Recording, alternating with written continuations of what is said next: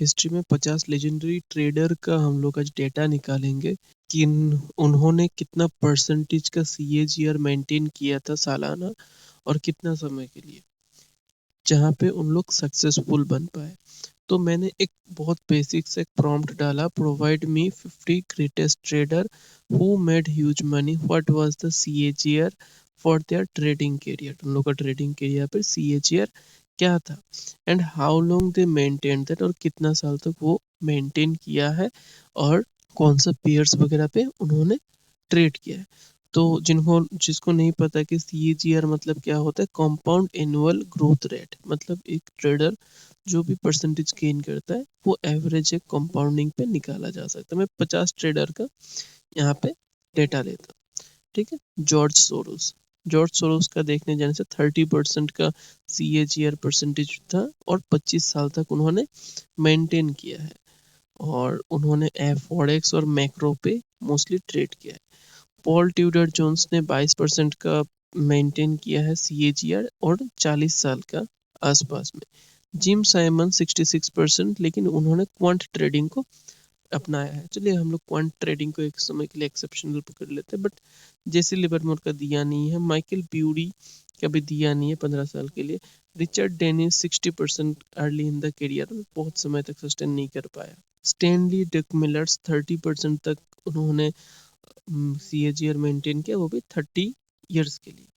ED sky Scott 60% किया है उन्होंने 35 ईयर्स तक।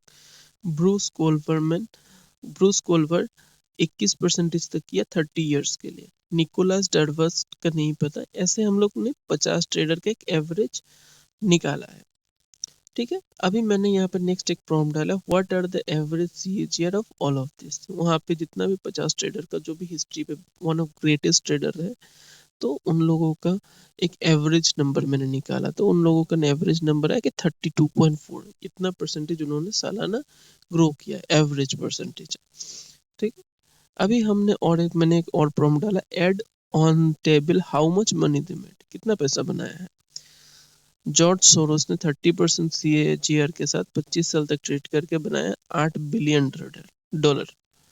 जिम साइमन 66% के साथ मेंटेन करके $21 बिलियन बनाया।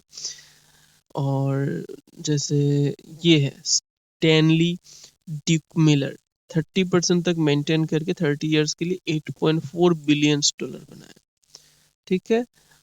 ब्रूसी कॉनवर 21% तक मेंटेन करके 30 इयर्स में $5.3 बिलियन बनाया।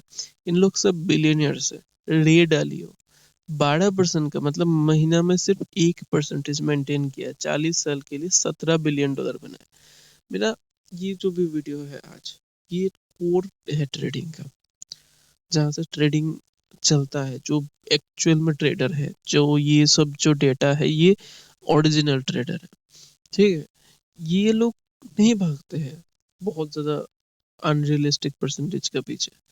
If they are able to make 30 to 40% in a year for a sustainable long time, कितना पैसा बन सकता है आप खुद देख लो इस चीजों में।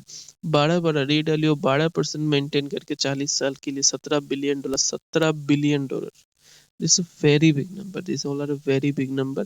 So if we just can put very little percentage every month consistently, or eventually quarterly, or eventually maybe it could be 25 to 30% yearly growth in a long term, so that we can generate a huge wealth.